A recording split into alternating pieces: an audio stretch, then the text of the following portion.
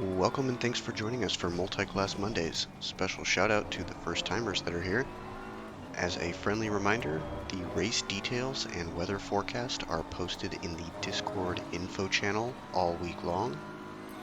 And posted in the Discord news channel on race night will be an FAQ, an agenda for the briefing, and a map of the orange zone. Directly following the briefing, the race server password will be released and you will be free to leave the voice channel. Once you are in the race server, the in-game text chat is off limits to everyone except admins.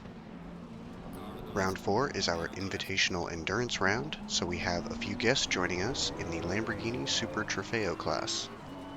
During qualifying and formation lap procedures, Super Trofeos will be included with the GT3 class. The format for tonight's race is double parking, which means we have a 75-minute race with 2 pit stops required.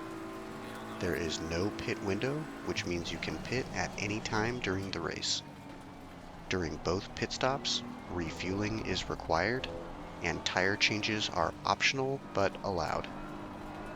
Because a tire change is not required, taking less fuel at the pit stop does shorten your time stopped. Pit entry and pit exit here at Spa are straightforward. Just be sure not to cut the pit entry lines. Weather at this round is quite variable, and mixed conditions are expected, so be sure to have pit strategies for both dry and wet conditions throughout the race. For qualifying, the session will be 30 minutes long, with the GT3s and Super Trofeos taking the first 15 and the GT4s taking the last 15 minutes. Once the qualifying timer strikes 15 minutes remaining, GT3s and STs may finish their flying lap, but may not start a new one. Only at this time, with 15 minutes remaining, may GT4s leave their pit box and head toward pit exit to begin their qualifying session. GT4s may not line up at pit exit or leave their pit box before the 15-minute remaining mark. Once qualifying ends, there will be a 3-minute pre-race grid timer.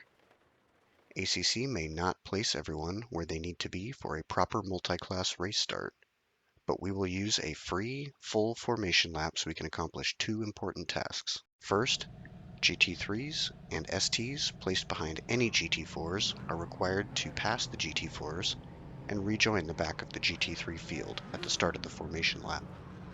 Super Trofeo drivers will grid up and qualify with the GT3 field. They will not have their own grid like the GT4s. Speaking of which, the GT4 drivers need to determine their own side of the grid, meaning they may have to swap sides. Here at Spa, the green lights occur after turn 1, but pole position and other odd qualifiers still line up on the right side of the grid, which is the inside for the right apex of Eau Rouge. Second place and other even qualifiers will line up on the left. There is a way to check your qualifying position in class. While still in the garage, go to Timetables, Qualifying, and then filter by the GT4 class. At the start of the formation lap, ACC will call for single file, which has a speed limit of 100 kph or 62 mph. During single file, the priority is on warming the tires and brakes. So weaving and dragging the brakes is allowed, but slamming on the brakes is not allowed. Near Sector 3, ACC will call for double file, which has a speed limit of 60 kph or 37 mph. During double file, the priority is now on forming the grid. Therefore, weaving and slamming on the brakes are not allowed. Gaps and speed changes must be kept to a minimum. Jump starts may be penalized. The gap from the GT4 to the GT3 field should be about 20 car lengths as determined by the GT4 pole sitter. Once the green lights flash, both classes are racing. During the first few turns, the emphasis should be on safety, not on gaining positions. It is recommended that drivers stay in their lane for as long as possible, which may require them to lift off the throttle a few times. Because the field is so bunched up at the start, we encourage safe driving by the use of a Lap 1 orange zone. The orange zone map will be posted in the Discord news channel.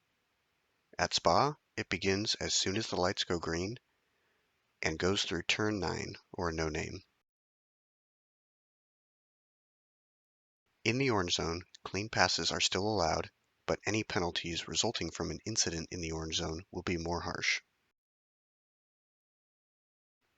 Once GT3s and STs catch the GT4s, GT4s deserve the right to drive their own line and pace without having to yield the racing line.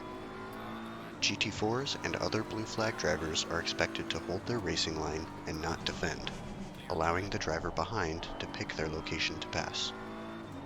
Once the driver behind presents themselves for a legal overtake, the driver ahead is expected to help facilitate the pass. The two safest places for GT3s to pass GT4s are down the straight and early in the braking zone. Here are a number of examples of safe and legal GT3 passes on GT4 drivers. And notice that it may be required for the GT3 drivers to lift, especially in the highly aero-dependent turns, such as Eau Rouge.